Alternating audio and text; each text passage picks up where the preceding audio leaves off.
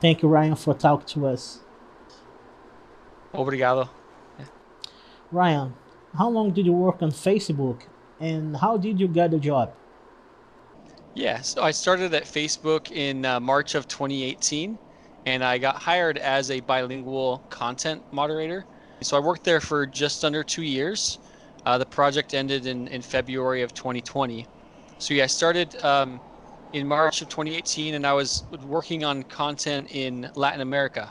So I would monitor groups, pages, posts in Mexico, Peru, uh, Argentina, Chile, Venezuela, all of Latin America and Central America.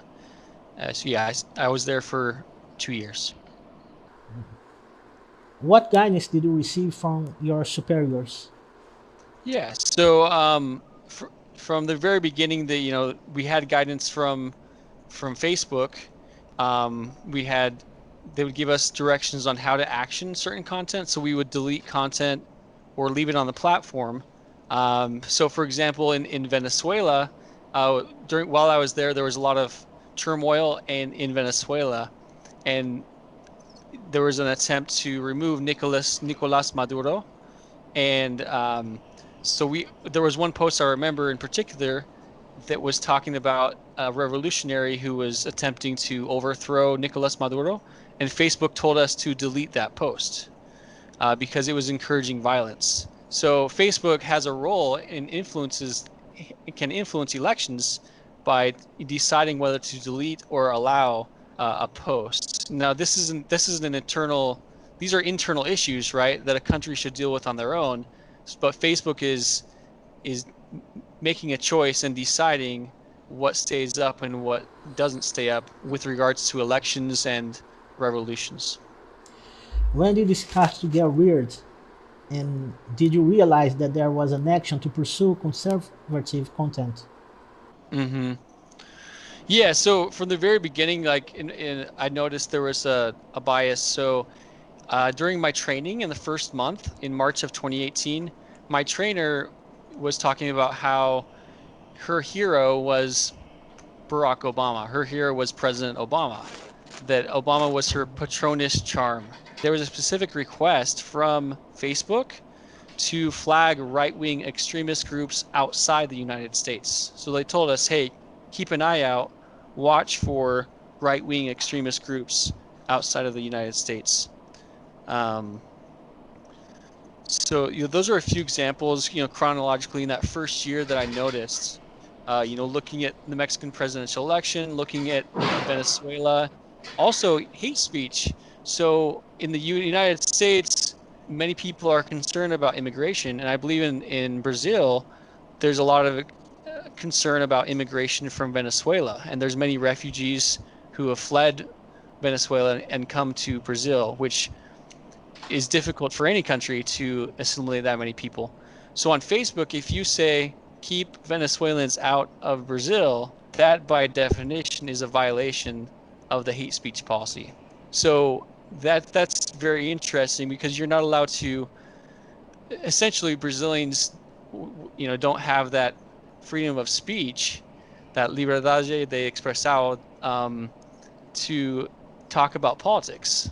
And that's to me it's not very offensive to say keep Venezuelans out. It's political. It's talking about immigration. So those are a few examples early on within the first year that I noticed while I was doing moderating content for Latin America.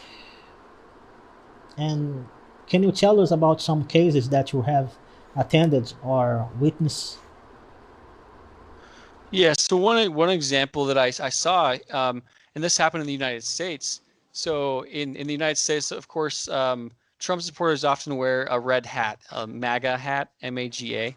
And in the summer of 2018, there was a Trump supporter, a young kid, maybe 16 years old, who was in a restaurant, just eating his meal, and he was in a restaurant in Texas, and somebody walked by and knocked his hat off and attacked the child and the kid, the 16-year-old.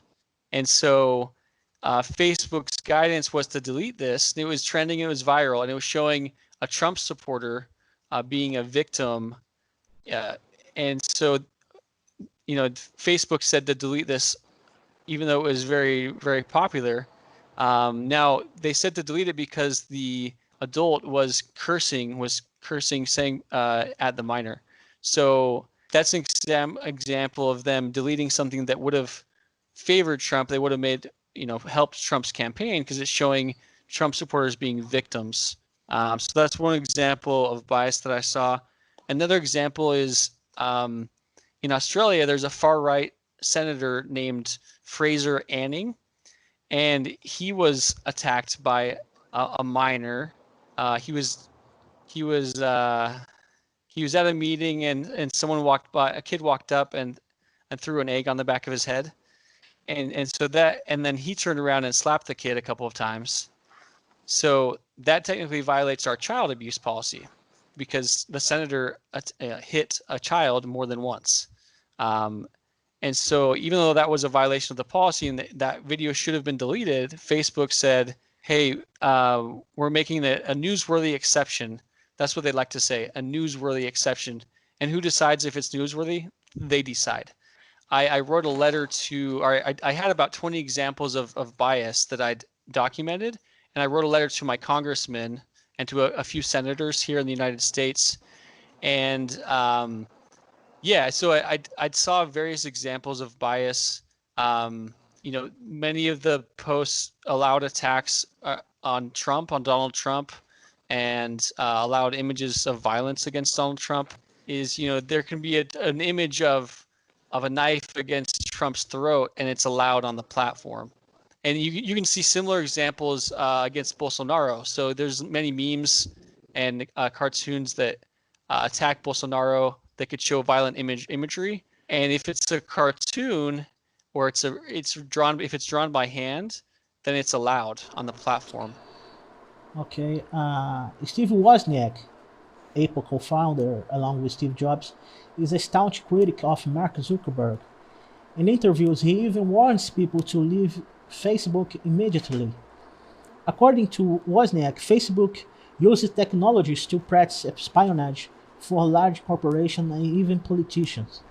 What do you think is at stake for Facebook users around the world? Yes.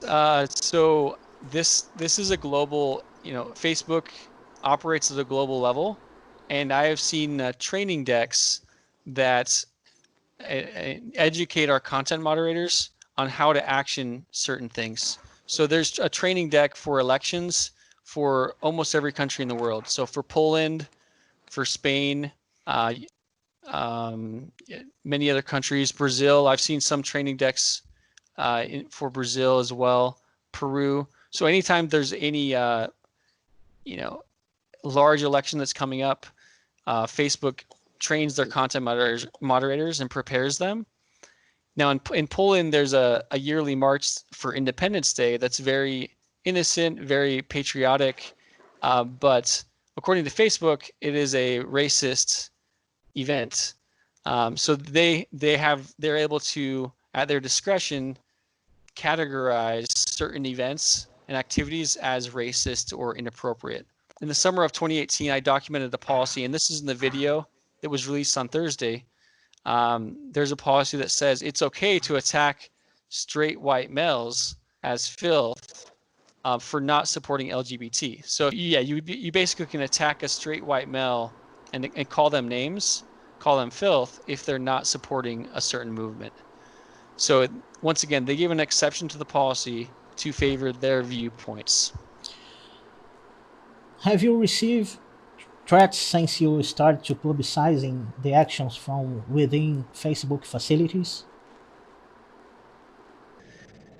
Yeah, I've received some hateful comments towards me. I've some former coworkers have reached out to me and expressed hatred towards me for what I've done. They've called me a snake. They wished karma on me. Some of them have been very upset, attacking my person. So yeah, it's something that I'm very aware of, because when you go public, nationally and internationally, your name is out there, and it's easy to find information about people. So I am taking steps to protect myself. It is something I take seriously. Not everyone's going to be happy about what I've done, at the same time, there are people who are very supportive and positive. And on Twitter, many people have come forward and thanked me for what I've done. So, I mean, this is what being a whistleblower is. I mean, you're going to get hate, but you're also going to get a lot of support. Ryan, do you want to leave a message for people who work in Facebook in Brazil? Yeah. So my message to people, if you're working at Facebook in Brazil, não tem medo, não tem medo. Like be courageous, have courage. Eu sou denunciante. Eu vi muitas coisas de discriminação, de censura. É importante que pessoas como ustedes, it's important for you to come forward. Like be brave. Não tem medo. And yeah, because there's 300 million people in your country who are being censored. I mean, you have tremendous power. The content moderators have tremendous power. So if you see something that's inappropriate, if you see corruption, contra los direitistas, conservadores, like no ten miedo, speak out, like reach out. And I know it's a little bit dangerous in Brazil. I know I recently heard there was a journalist who recently went to jail, and so it's difficult, but it's worth it in the end. When you come forward and go public, it's worth it. Yeah. Ryan, thank you for the interview. I wish you good luck, and whenever you need, you can count with us. Okay? Bye bye. Obrigado. Un placer.